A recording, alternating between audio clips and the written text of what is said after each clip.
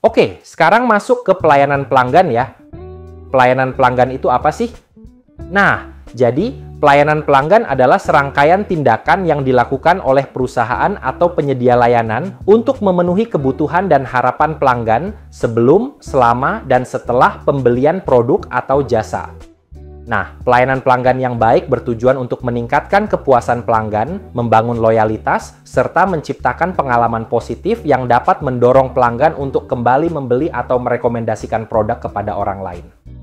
Nah, jadi kenapa pelayanan pelanggan itu penting? Pertama, bisa meningkatkan kepuasan pelanggan.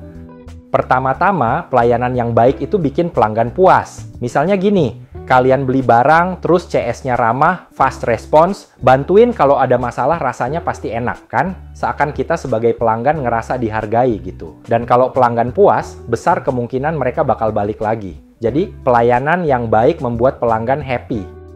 Kedua, tentu saja untuk membangun loyalitas pelanggan.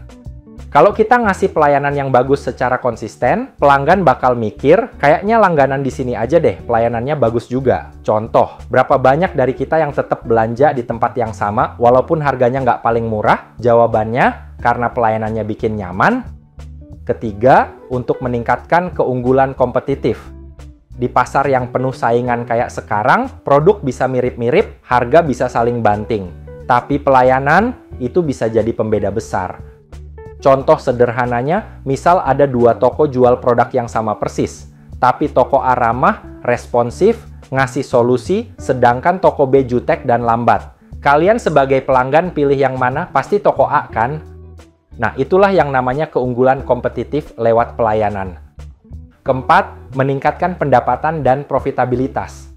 Sekarang kita ngomongin profit ya, karena ujung-ujungnya pelayanan bagus, itu juga bisa naikin pendapatan. Kenapa? Pelanggan yang puas biasanya belanja lagi. Mereka juga bisa beli lebih banyak. Bahkan bisa ngasih rekomen ke teman-temannya. Jadi, tanpa keluar biaya promosi besar, pelayanan yang bagus bisa bawa pemasukan tambahan.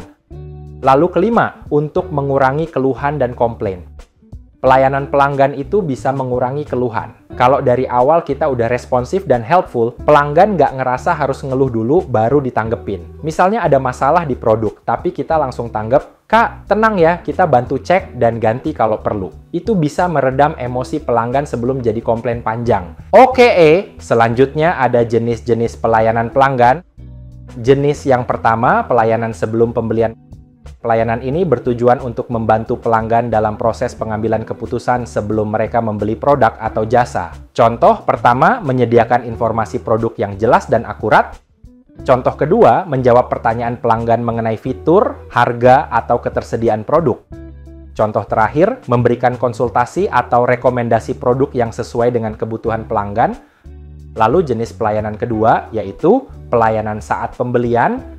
Nah, pelayanan ini diberikan saat pelanggan sedang dalam proses membeli atau menggunakan produk. Contoh, pertama, menyediakan pengalaman belanja yang nyaman, baik di toko fisik maupun online. Contoh kedua, memberikan layanan pembayaran yang mudah dan fleksibel. Ketiga, memberikan bantuan teknis atau demonstrasi penggunaan produk jika diperlukan. Jenis ketiga, pelayanan setelah pembelian.